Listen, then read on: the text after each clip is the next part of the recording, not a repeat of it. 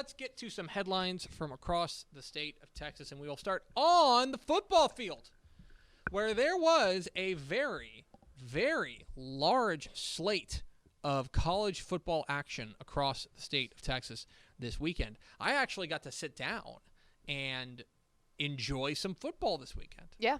I sat down and I watched a decent amount of Lamar and McNeese. Lamar and Nichols. That scared me. Okay. Yeah, did you hear the motorcycle rev up? Oh, I thought what scared you was me watching thinking McNeese. Thinking it was McNeese and not Nichols. No.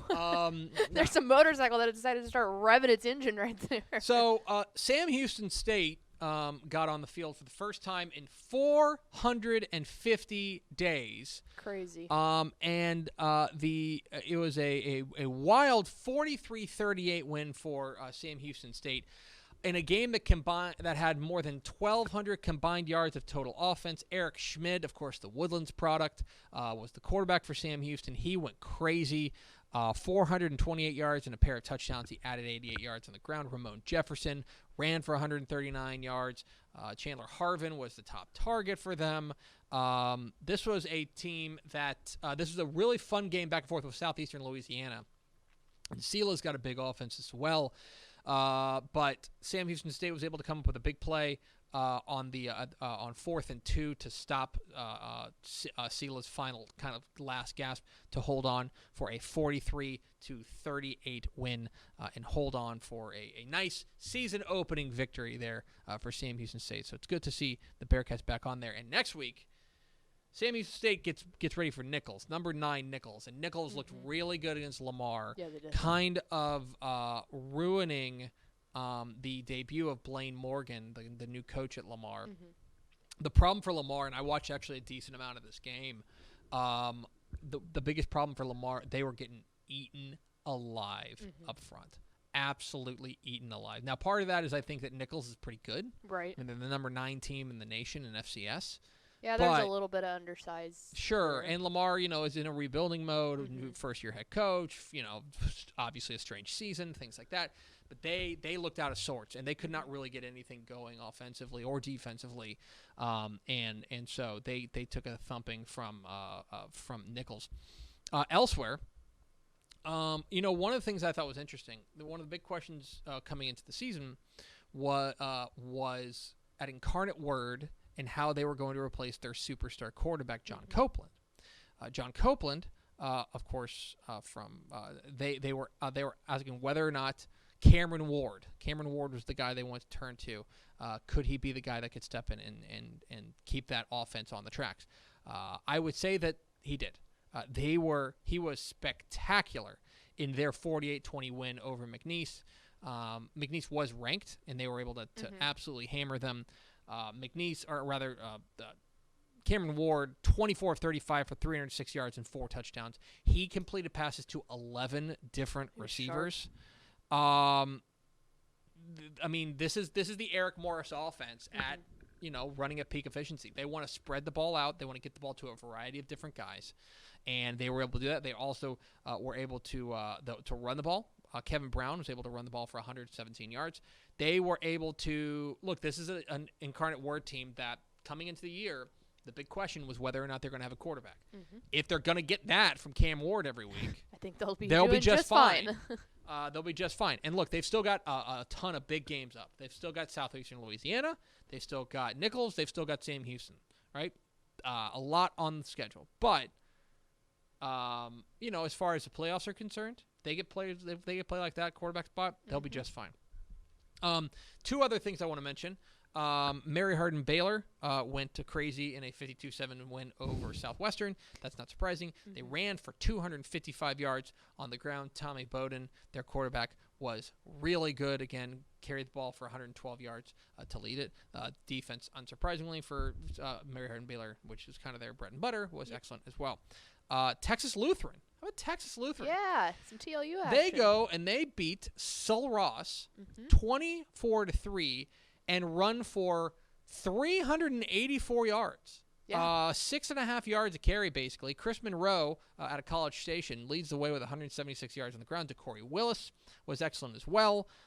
This was a team that, look, they really got on the ground and ran. So congratulations to them. A big win for Texas Lutheran. The Bulldogs take down Sul State. Of course, you can check out our small college insider Corey Hoag's work at TexasFootball.com for more on that. Okay. I also want to make sure we highlight a couple of things on the high school football coaching front. There were a number of changes that came down that I think were particularly noteworthy. One of them, we kind of alluded to it last week with when we talked with Eric Mims, the new head coach at Amarillo Paladuro. Thank you. We kind of alluded to that obviously that's a really big gig for him to go home. There's another homecoming going on south of there in Lubbock as DJ Mann is the new head coach at Lubbock Coronado. Lubbock Coronado is his alma mater. He's a guy who is probably best known as one of the better recruiting coordinators around the state. Coming out of Cedar Hill. Before he was at Cedar Hill, which is where he's been for the past couple of years, he was at Crosby with Jeff Reardon. This is a guy who knows his way around high school football programs and a guy who I think has been waiting for an opportunity like this. And, a guy who's been on a lot of shortlists, I think. It's really cool that his alma mater came open and he gets to go home. It's funny, when I've talked with when I talked with Coach Mann, he has, he's mentioned that, he's a West Texas guy. Oh, yeah. He coached in Houston, right, with Crosby. Yeah, he coached in DFW with Cedar Hill, but, I think there was part of him that was really itching to get back to Lubbock, which is where he's from. And he gets that awesome opportunity to go back there. So congratulations to TJ Mann. That seems like a big West Texas guy thing. Anytime that we hear from a coach that played out in West Texas, it seems like they're always itching at any opportunity to be able to get back there. Also heading home to their alma mater is TJ Dibble. TJ Dibble is going to be the new head coach at LD Bell in Hearst. He was, of course, Arlington's defensive coordinator the past couple of years. He is a Bell graduate from 2000. He played at Sam Houston State. He was an assistant all around kind of the Metroplex, a variety of different places, but he's been at Arlington High since 2017. So congratulations to Coach Dibble. Denison has filled their vacancy. Brent Whitson is leaving South Grand Prairie to go up to Denison to take over there. We've got a piece up on TexasFootball.com from our own Matt Stepp about that, so check that out. Brent Whitson is heading to north to Denison. Also, other things to keep in mind. There was a big shakeup. One thing to keep an eye on. There was a big shakeup down in the Rio Grande Valley.